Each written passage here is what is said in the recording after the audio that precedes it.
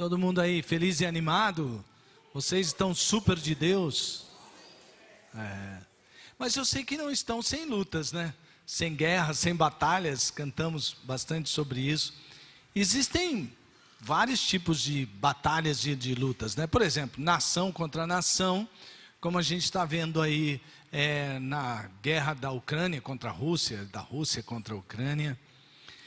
E quase que teve uma reviravolta meio assim estranha, né? Da onde parecia que não vinha o tiro, dali veio, né? Da onde parecia que não tinha o inimigo, ali estava o inimigo, enfim. É uma confusão. Aliás, guerras são assim. Você não sabe exatamente o que vai acontecer. A guerra, ela precisa... Quem guerreia precisa de muito discernimento, né? De sabedoria, de entender as estratégias. Mas também tem lutas de pessoas contra pessoas, e hoje as pessoas, elas guerreiam por um monte de coisa, né? Aliás, sempre foi assim.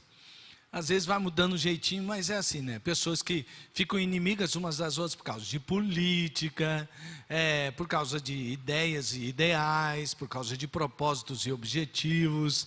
Tem gente que fica inimigo por qualquer coisa, né? Onde tem uma guerra, a pessoa parece que quer fazer algum tipo de guerra.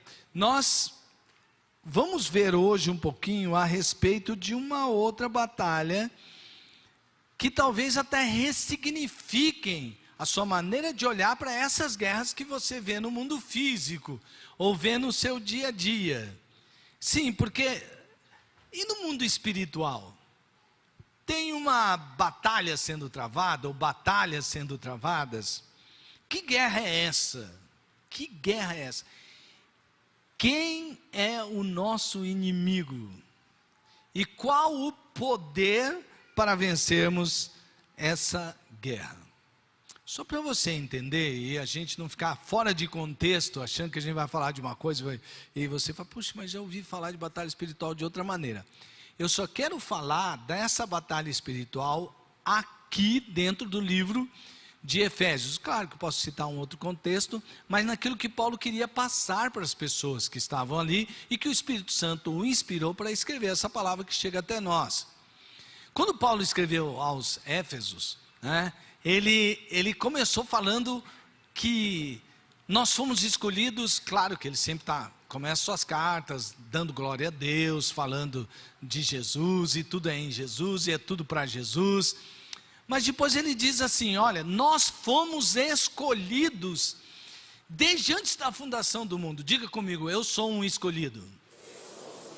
Pois é, aí ele diz isso, e ele fala assim, então, e por causa dessa escolha de Deus para com nossas vidas, Ele nos salvou, e através dessa graça dEle, Ele nos deu uma identidade, Ele nos fez filhos de Deus. Diga assim, eu sou um filho de Deus.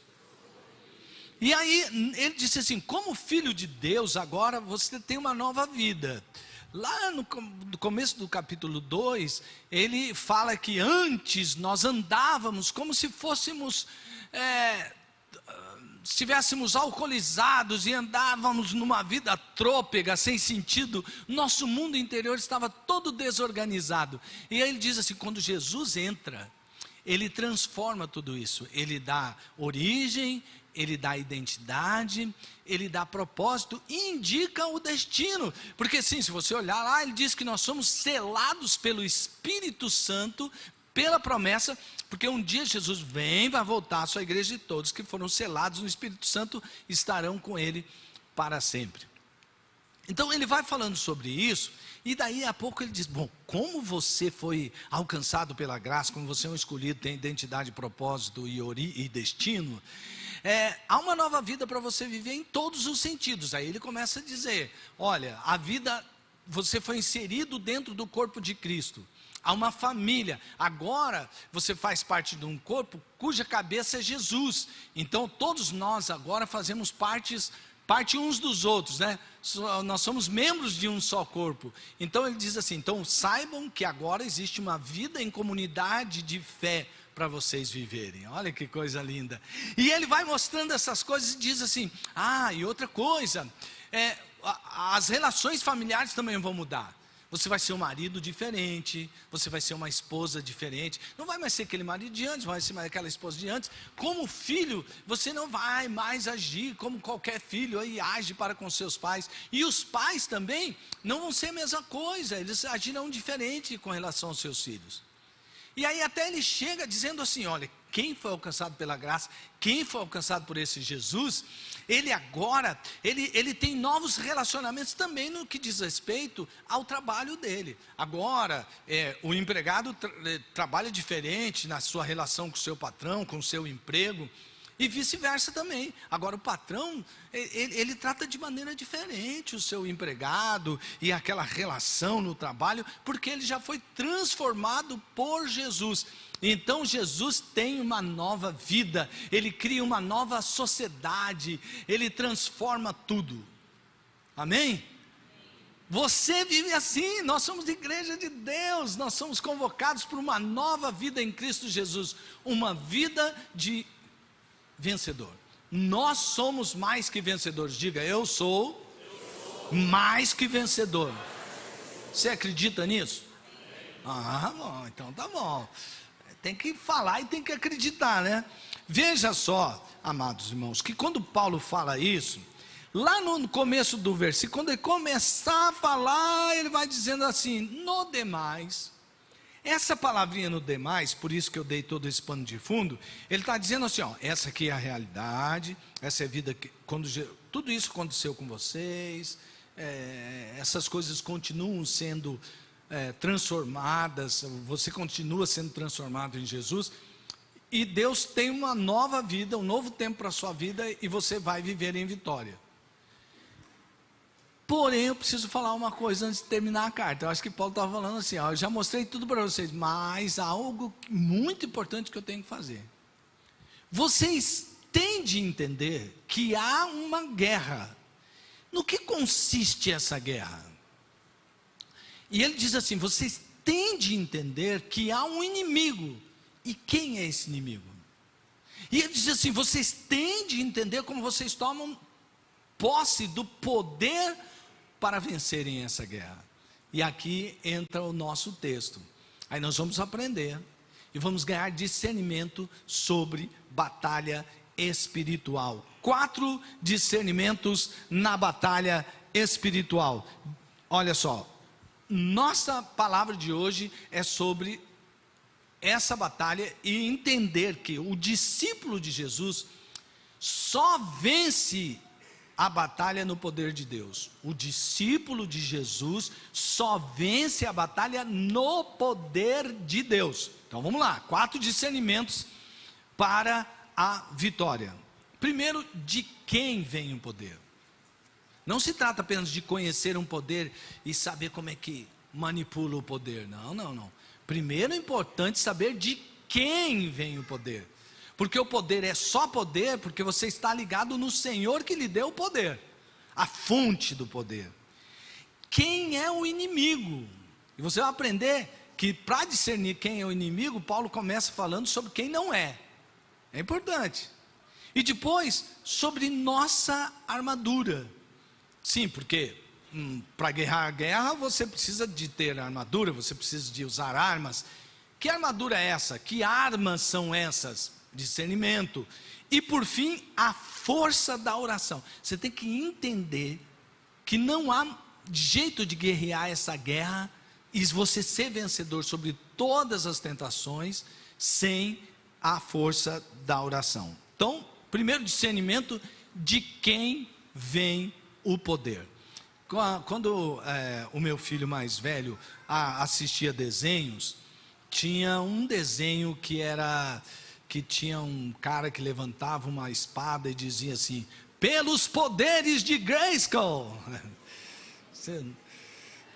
Teve uns aqui, é que eu estou falando que o meu filho assistiu esse desenho, tem gente aqui que assistiu esse desenho, né? Então, essa não foi uma boa me entregar assim, né, gente? Mas assim, ele ficava olhando, e então tinha uma tal de uma caverna, e tinha um tal de raio que vinha, como é que era o nome do cara mesmo? Era He-Man, né? E aí ele recebia o poder que vinha de alguém, de algum canto, da origem. E ele só tinha esse poder, a espada dele só tinha esse poder porque teve alguém que mandou poder sobre ele. Ou uma energia que mandava poder sobre ele, né? Muito bem. Aqui Paulo vai falar, veja só o versículo. Fortalecidos no Senhor e na força do seu poder. Eu vou ler inteiro o versículo 10. No demais, irmãos meus, olha só. Ele está dizendo, no demais, irmãos, já falei tudo que eu tinha para falar, mas eu preciso entender uma coisa, para viver essa vida que Jesus conquistou para vocês, não vai ser mole não. Então, irmãos meus, vocês precisam de força, vocês precisam de poder, então eu vou dizer para vocês, fortalecei-vos no Senhor. Aqui já tem a palavra força, né? Mas já está dizendo, fortalecei-vos no Senhor e na força do seu poder. Não parece meio repetitivo? Não parece um exagero de linguagem? Paulo está falando assim, fortalecei-vos no Senhor. Então, já está me dando força. E na força do seu poder. O que Paulo está querendo dizer assim? Não é qualquer poder. Não é você receber um poder que você sabe manipular.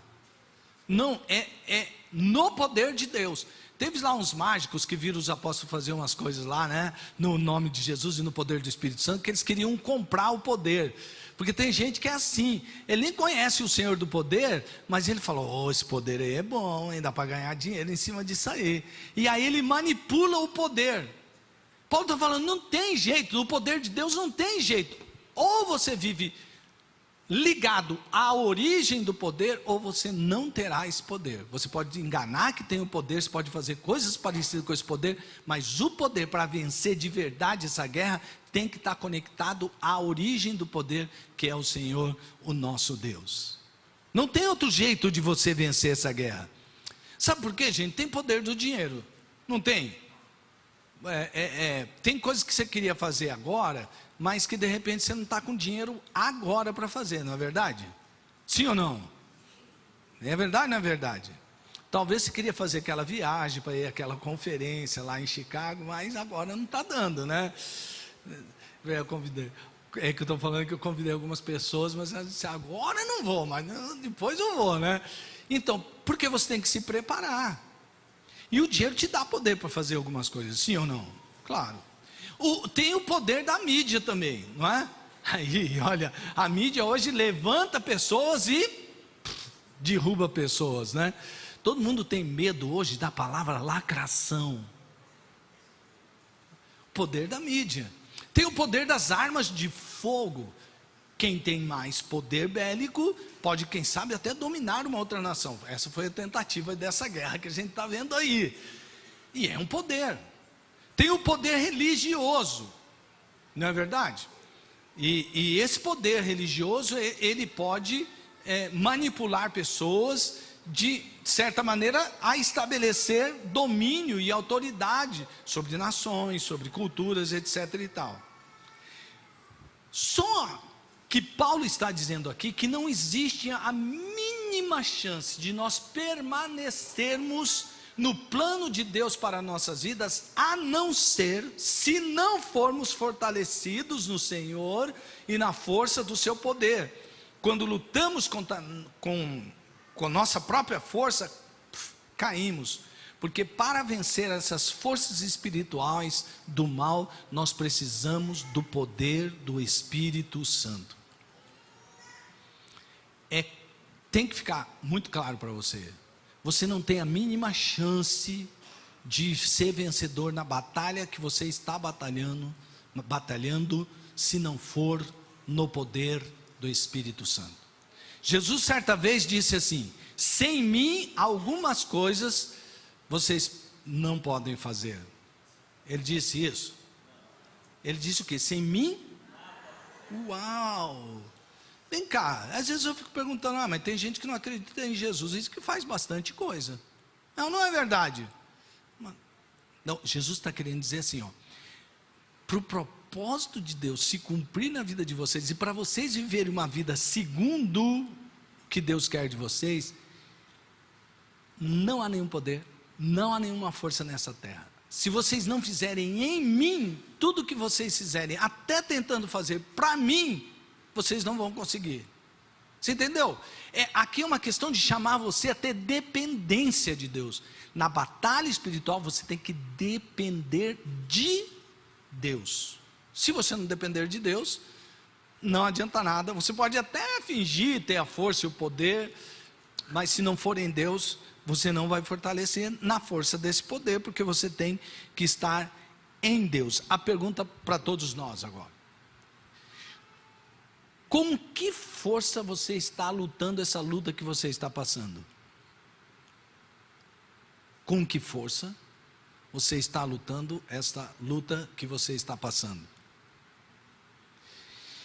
De onde está vindo o seu poder? Porque para enfrentar determinadas lutas, você tem que simplesmente às vezes falar assim: o Senhor é bom, o Senhor é bom, eu confio em Deus. Eu não estou entendendo nada. Porque às vezes tem gente, como disse o nosso irmão que ministrou muito bem, gostei daquela palavra como. Porque tem gente que fala assim: não pergunte por quê, pergunte para quê. Meu irmão, me perdoe, mas tem hora que você não vai saber também para quê.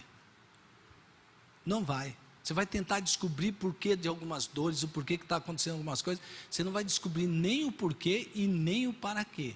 Por isso que eu gostei quando ele falou: você tem que aprender como. É verdade. E como é esse como? É você depender de Deus. Você saber que mesmo que você não esteja entendendo a luta que você está passando, você confia em Deus, que continua sendo bom, que continua sendo bom, que vai ser sempre bom para com você. A hora que você confia, aprende a confiar em Deus, você sabe que todas as coisas estão nas mãos dele e que ele tem o melhor para você. Depois que Paulo falou sobre esse discernimento, ele vai dar o segundo discernimento para a batalha, que é o discernimento do inimigo. Discernir o inimigo é muito importante. Você vai entrar numa batalha, você vai dizer: você vai fazer, mas quem que ele é? Não sei, é um que vai aparecer aí. Você não sabe de que jeito você vai, não sabe de que preparo você vai ter. Eu vejo assim nos esportes coletivos, né? Estava vendo uma história de um treinador de basquete que deu muito bem na NBA agora. Uma das tarefas dele, depois de conhecer bem o time dele e de como o time dele pode render melhor, ele conhecia muito bem os adversários, e de acordo com os adversários ele usava determinados jogadores, ele mudava um pouquinho o estilo do time jogar. Então, conhecer o inimigo é muito importante. Então Paulo começa dizendo: primeiro você tem que saber quem não é seu inimigo. Gente, aqui é uma coisa que está pegando hoje, está pegando. Veja só a primeira parte do versículo 12: pois a nossa luta não é contra pessoas, ou não é contra a carne e o sangue, que envolve mais, pode envolver sistemas também. Efésios 6, 12, a primeira parte. Paulo está dizendo aqui assim, para resumir, dava para falar a mensagem inteira só sobre essa parte desse versículo, mas nós não vamos fazer isso. Paulo está dizendo aqui: não transformem pessoas em inimigos, ou pessoas se transformam o alvo da sua batalha, da sua guerra, contra quem você vai lutar. Falo, não façam isso. É importante, eu vou dar só um pano de fundo como eu vejo, rapidamente, baseado num estudo que eu fiz num comentário de John Stott sobre o livro de Efésios. Ele mostra assim: quando havia uma época que os poderes políticos estavam muito ligados a poderes religiosos mais do que é agora. Estou dizendo que não é, estou dizendo que é a mais. Por exemplo, se você voltar um pouco atrás, tinha Nabucodonosor e o Império da Babilônia. Era tamanha a ligação da religião com o poder político, que eles consideravam Nabucodonosor uma espécie de Deus. Aliás, era da cultura dos caldeus acreditarem, por exemplo, que alguns corpos celestiais determinavam destinos. Daí veio a astrologia, né? De que signo você é, porque se você estiver na lua de não sei o que, o seu signo indica. É daí que vem, viu? Tudo isso é imprestável, não serve para nada. Então, não sou de não sei o que, eu sou mais isso, mais aquilo. Mentira, que tem alguém que nasceu no mesmo tempo que é totalmente diferente de você e que não tem nada a ver. Então Mas eles acreditavam. Então, teve um tempo, na época da chamada, vamos sair da era das trevas e vir para a era da luz. Nós precisamos lançar a luz da ciência, do conhecimento. A gente tem que parar de, em nome do desconhecido, lançar tudo isso na conta da religião e depender desses religiosos que se tornam poderosos e aí ficam oprimindo as pessoas. Aí então veio a era do modernismo. E a era moderna, ela pregou justamente isso, né? E o ápice da era moderna era se dizer ateu ou agnóstico. O ateu, aquele que não acredita em Deus, ou o agnóstico, aquele que acredita assim: não, Deus existe, mas Ele criou a gente e falou assim, ó, se vira aí, cada um para si, Deus por todos, né? Essa é a frase.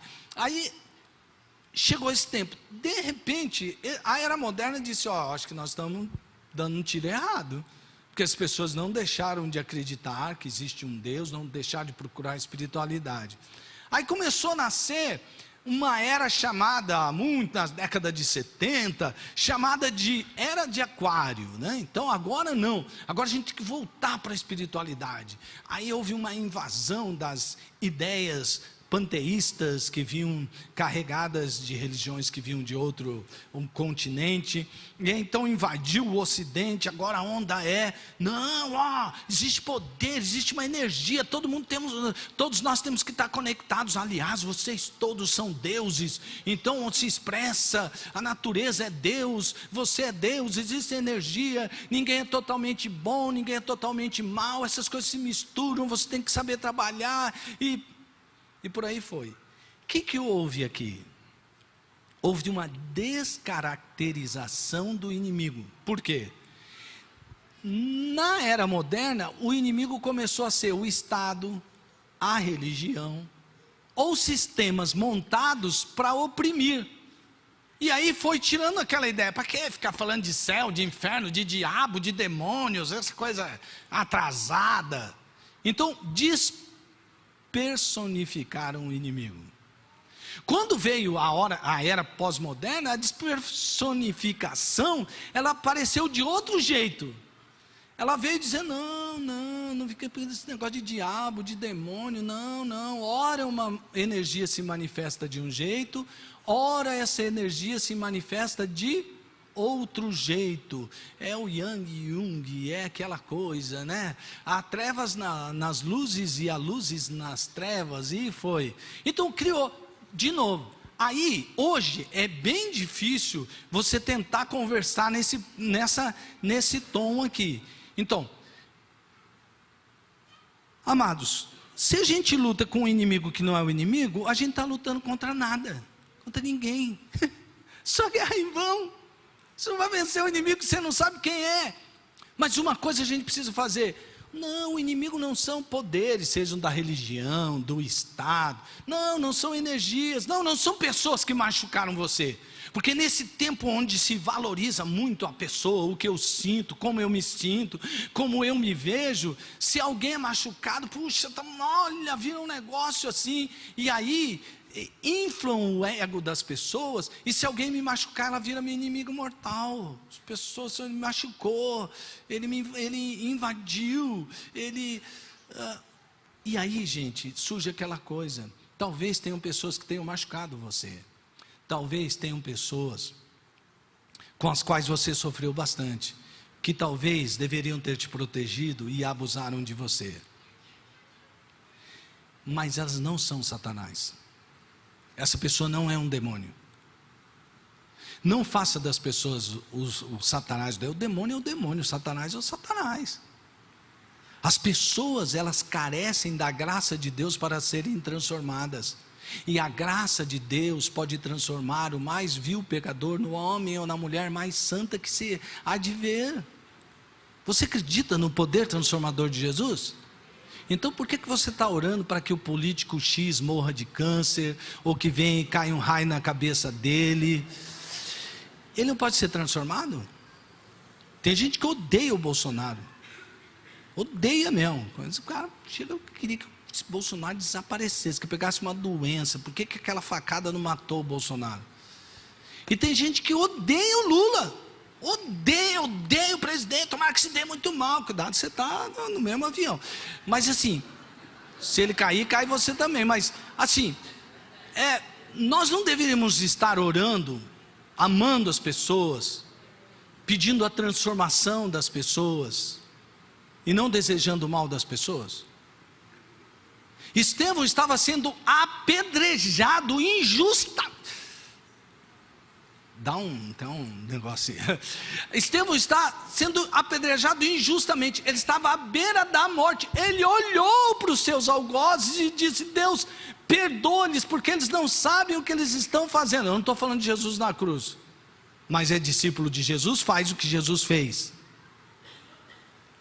Nosso inimigo não pode ser gente. Deus me livre de ser gente. Como é que...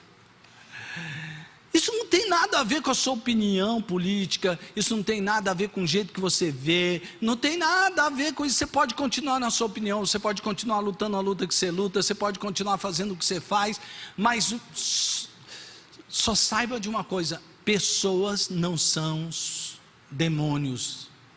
Demônio é demônio. E aqui eu vou entrar nessa parte de quem é o nosso inimigo. O diabo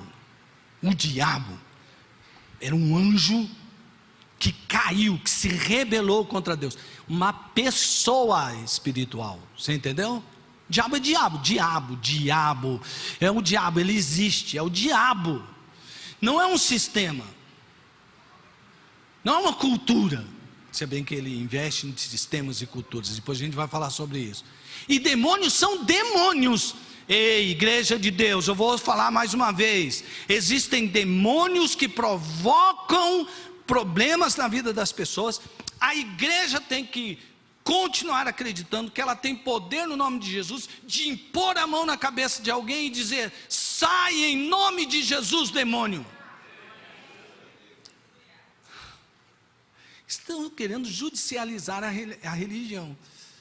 Porque se você chamar um espírito que você crê que é um espírito imundo, de espírito imundo, mas na religião do outro ele não é espírito imundo, e você está sendo supremacista branco, e em nome disso discriminando aqueles que não são da sua mesma raça, e por isso você não pode expulsar a pombagira, você não pode expulsar seja lá o nome que se dê. Gente, nós cremos que esses são demônios. Pronto, falei. Não sei se eu vou ser processado amanhã, mas é o seguinte: são demônios. Eu vou chamar eles de anjinhos, eu vou respeitar. Gente, é o seguinte: isso não estou desrespeitando quem pensa diferente. Chamaram de Jesus de príncipe dos demônios, chamaram Jesus de Beelzebul. Quem já leu isso na Bíblia? Jesus falou: que venha um raio do céu, você não pode me desrespeitar dessa maneira. Não, ele disse assim: ok, vocês acham que eu sou o príncipe, pode continuar falando, tenha toda a liberdade. Jesus tinha ou não tinha poder para fazer algo para impedir que ele fosse chamado de demônio, sim ou não? Mas ele fez, ele deu liberdade. Oi, você entende o que é liberdade? A pessoa poder falar aquilo que ela pensa, mesmo que seja sobre Jesus. Se eu conversar com uma pessoa que tem outra fé diferente da minha, ela falar assim: esse Jesus que você segue está totalmente errado.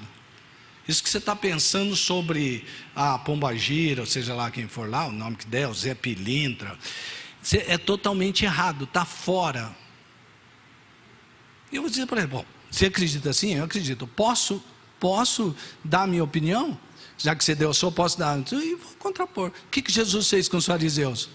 Eu vou falar quem realmente aqui está sendo filho do diabo. Porque desde que eu comecei, vocês procuram me matar. E o diabo veio para... Então quem é filho de quem? Jesus não aliviou, não. Você sabe que foi por causa dessas falas de Jesus que inventaram também um processo contra ele? Eles estavam achando que eles que iam fazer o processo que ia levar para a cruz. Era o plano de Deus para a salvação da humanidade. Gente, é o seguinte: cada um pode falar o que quiser. Está aqui diante de vocês um verdadeiro descendente de alguma coisa que me fez um cara parecido com um bugre pantaneiro. Então eu estou no meu lugar de fala, porque se eu for perto de um europeu, ele vai falar que eu sou da raça negra. Você entendeu? Então estou no meu lugar de fala. Tentar impor que porque eu sou bugre, eu tenho que ter a religião X, estão querendo me dizer que eu não posso mudar de ideia. Você entendeu o que eu estou te falando? Quer dizer que se eu for negro, eu tenho que ser de uma religião de matiz africana. Eu não posso mudar de ideia. Se eu mudar, você está sendo enganado pelo supremacismo branco. E o branco não pode querer mudar de religião. Você estava vendo aí, saiu na internet, para quem viu, não. Saiu um monte de lugar, um filho de um pastor meio que famoso, que ele falou assim, que ele abandonou toda a maneira de ver sobre sexualidade, que era imposto a ele desde criança, e que agora ele queria viver todo tipo de amor. Ele tem todo o direito que viva com todo tipo de amor, ok? É o que ele pensa. Ele resolveu dizer para os seus pais, eu não penso mais igual a vocês, eu vou viver a vida do jeito que eu acho que eu devo viver. Ele tem esse direito, sim ou não? Sim. E os pais dele têm o direito de discordar dele, sim ou não? Simples assim. Para mim, isso é liberdade. Que esta palavra é tão viva para hoje, que a palavra de Deus colocada no coração de Paulo, para que ele escrevesse, era justamente isso. Entenda uma coisa, quem não é o nosso inimigo e quem é o nosso inimigo, porque o diabo, ele vai querer dizer que ele não é tão diabo assim, e os demônios vão dizer que eles não são tão demônios assim, e você vai acreditar em quem?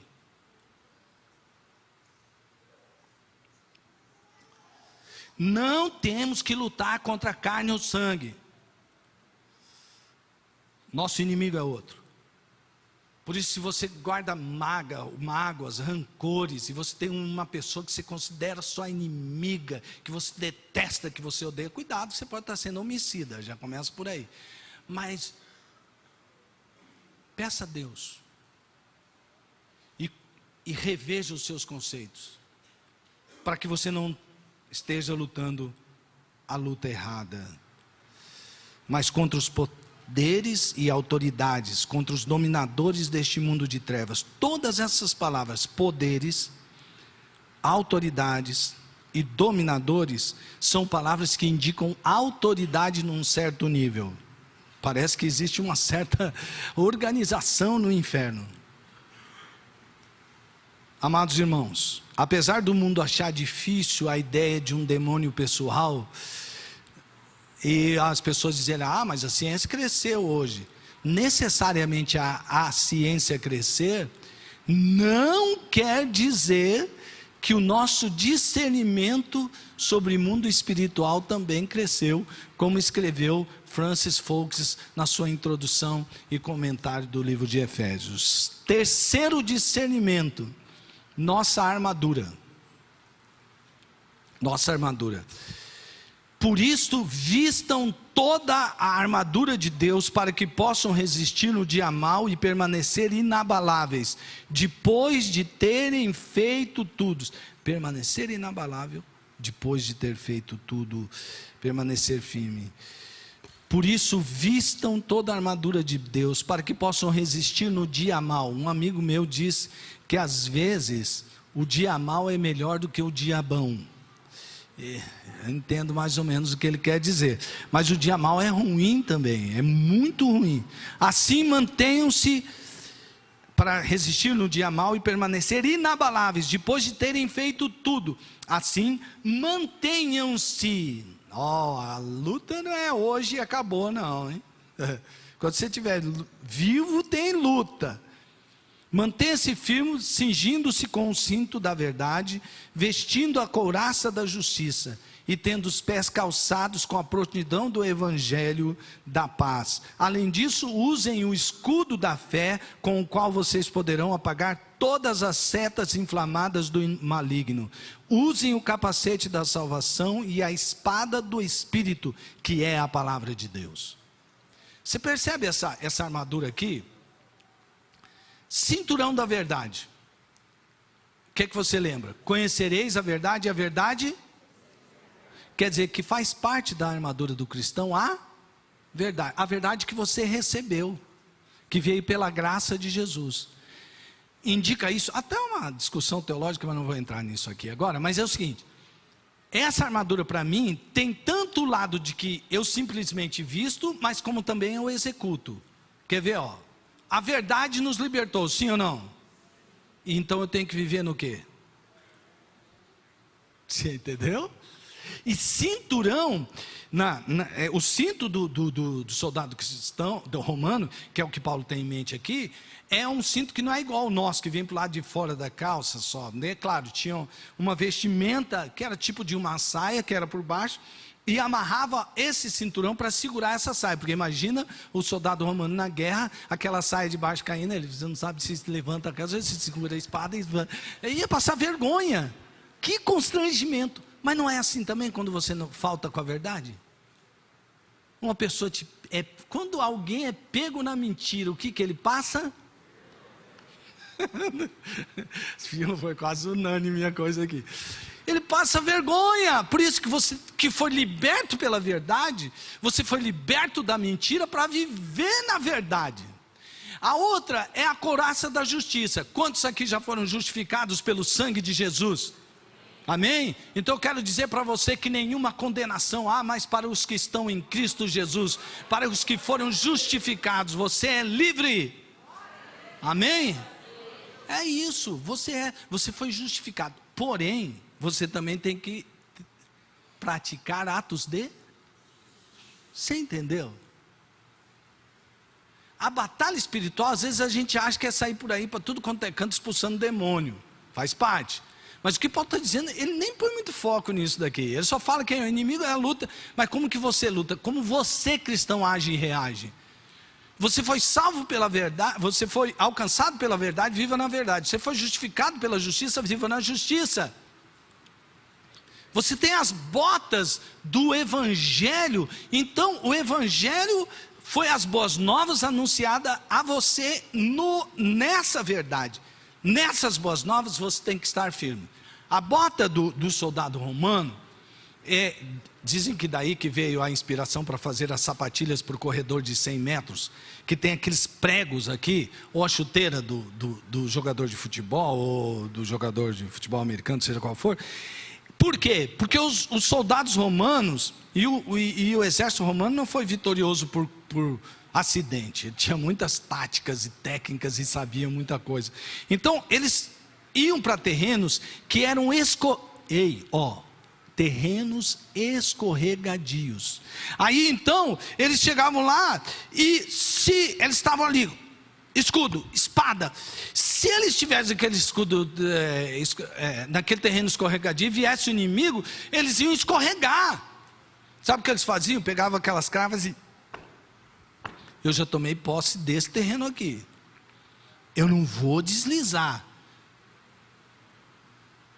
Ele tem aqui, firmado numa verdade, Paulo está falando, nós estamos firmados no Evangelho. Quando a gente também anuncia esse Evangelho, nós estamos avançando, firmado na mesma palavra que nos salvou, no mesmo Evangelho. Não estamos mudando o Evangelho, nós estamos firmados sempre no mesmo Evangelho, estamos calcados no mesmo Evangelho que é o Evangelho da paz. E o escudo da fé. A fé, nós somos salvos pela? Nós somos salvos pela? Não, senhor. Nós somos salvos pela graça, mediante a fé, ok? A fé é dom de quem? Você que fez força e começou a acreditar? A fé vem da onde? Bom, então agora você tem o escudo da fé. Você acredita em quem? Quem que é a fonte do nosso poder? Então, veja só, o escudo da fé vai proteger você contra os dardos de quem? Os dardos do... Exatamente. Então você tem a fé, é a fé que te defende. A hora que o inimigo vir te intimidar, aquela coisa que o inimigo fala, tantas vozes, você já, palavra de fé nele, fé, contra a intimidação, a fé. Lembra dessa palavra? Então a gente vive, e existem vários outros tipos de setas, como desânimo e uma porção de coisas, mas você está calcado não naquilo que você está vendo segundo as circunstâncias. A sua defesa está no escudo da fé. A fé que te salvou, que foi dada por Deus, agora é usada para você viver andar em fé. Você não anda mais como andava antes. Agora você tem o escudo da fé. Quando vem os dados inflamados do inimigo, você está recebendo oposições? Como está a sua fé? Essa é a questão. Capacete da salvação. Capacete põe aonde? Na onde acontecem as grandes batalhas da nossa vida? É aqui dentro.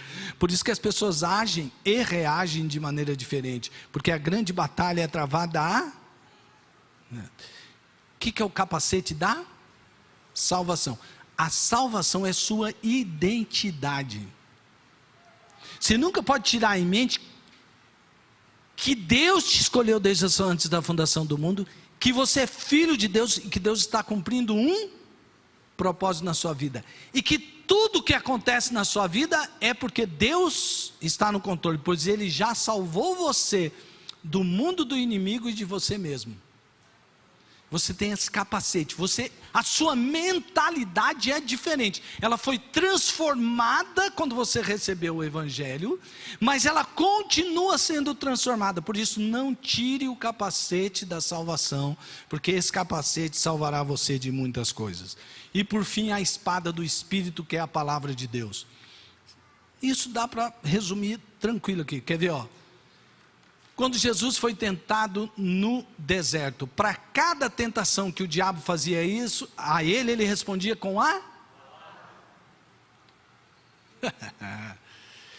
palavra defendeu Jesus de cair no erro, e na hora que o próprio diabo usou a palavra, Jesus usou a mesma palavra para corrigir o erro, e foi um ataque fatal a Satanás. A espada, que é a palavra de Deus, é a sua defesa e é o seu ataque. A palavra no grego aqui para espada é makaira. Makaira não é aquela espada longa, é uma espada curtinha, significa uma guerra que é travada tete a tete. Sabe o que isso quer dizer? Que às vezes, inclusive e principalmente no dia mau, você vai sentir o diabo fungando no seu cangote.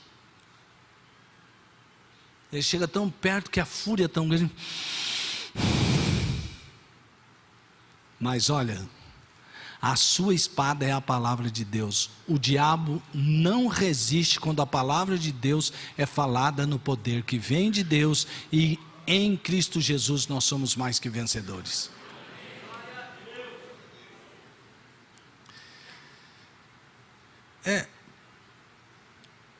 Quais são as armas que você tem usado para lutar a sua guerra? Talvez você está usando as armas de maneira errada. Você até as tem, mas você não sabe. Lembre-se sempre da armadura de Deus. Você vai ver o quanto vai ser importante para você vencer a guerra. Discernimento número 4, nós vamos encerrar aqui. Peço a Deus para que me dê o poder de síntese, que já o horário vai-se. Você está ficando com fome, eu também. A força da oração. A oração nos faz permanecer no Espírito. E assim nós ganhamos resistência para todo o tempo da batalha. Quer ver? Veja os versículos a seguir. Versículo 18 do capítulo 6. Orando em todo o tempo, com toda a oração e súplica no Espírito, e vigiando nisso com toda a perseverança e súplica por todos os santos. Como tem todas aqui, né? E por mim, para que me seja dado no abrir da minha boca a palavra com confiança, para fazer notório o mistério do Evangelho, pelo qual sou embaixador em cadeias, para que possa falar dele livremente, como me convém falar. Vamos falar sobre o quádruplo todo. Veja só, com toda a oração e súplica, aqui está dizendo que você deve orar em todas as ocasiões, de todas as maneiras. Tem hora que você faz uma oração que você sabe, Senhor, muito obrigado por isso, tal, tal, tal. Tem uma outra hora que vai ser mais na base da súplica, né? Você vai ter que ir lá e chorar. Não é porque Deus não está escutando, é porque você tem que entender que numa súplica, Deus também está trabalhando no seu próprio espírito. Você entende?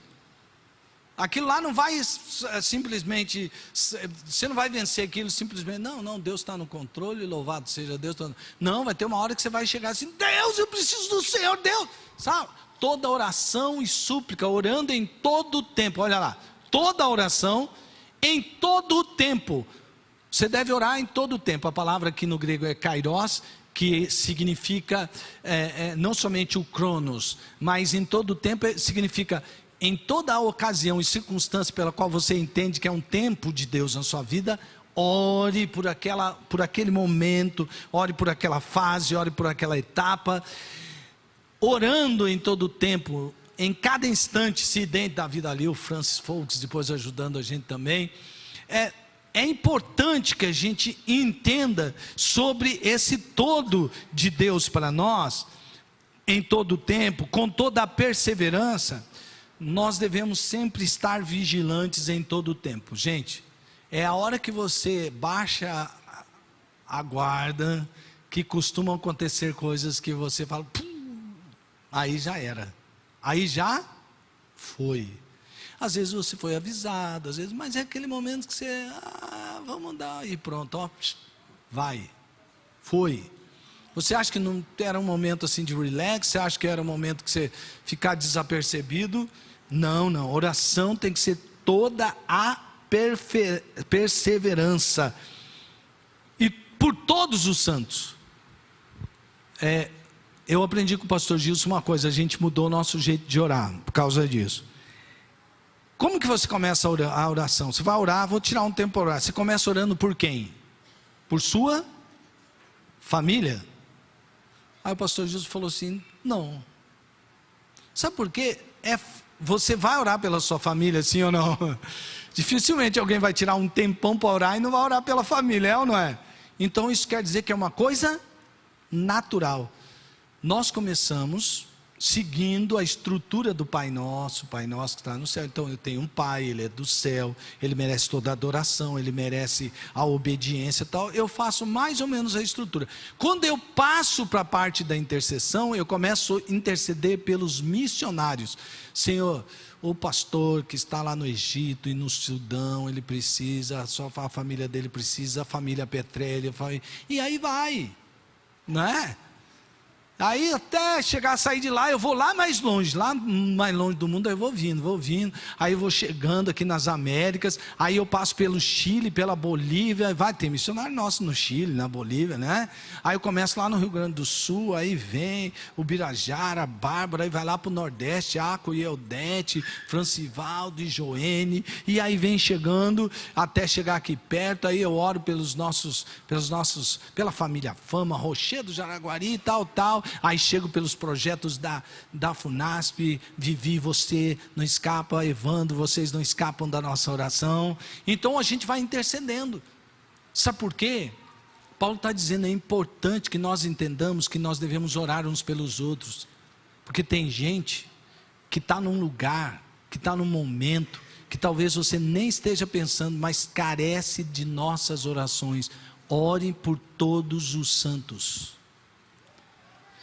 E até a gente chegar, e depois no final, a gente ora pela família, e depois pelo núcleo familiar, e claro que com a mesma intensidade de que começamos a oração. Eu e a princesa Tanemara sempre fazemos isso, quando a gente senta ali, na primeira hora do dia, senta para orar, a gente vai seguindo esse caminho, o caminho da oração. Quantos aqui entendem que o discípulo de Jesus só vence a batalha, só vence o inimigo no poder do Espírito Santo? Levante a mão. Quem ganhou esse discernimento? Amém, glória a Deus. Agora é o seguinte, você ganhou esse discernimento mesmo? Então agora vamos fazer uns testes aí, que Eu vou pedir para os irmãos, nós vamos pular uma parte do sermão. Eu queria que você fosse lá para o penúltimo slide, sobre o poder da oração. O poder da oração é ganho pela disciplina sistemática. Westcott. Depois, a constância na oração e o do crente recorrer naturalmente à oração ocorrem apenas quando esta já se tornou um hábito da vida e quando a pessoa aprendeu a vigiar com toda a perseverança. Amém? Quem já leu o livro O Peregrino?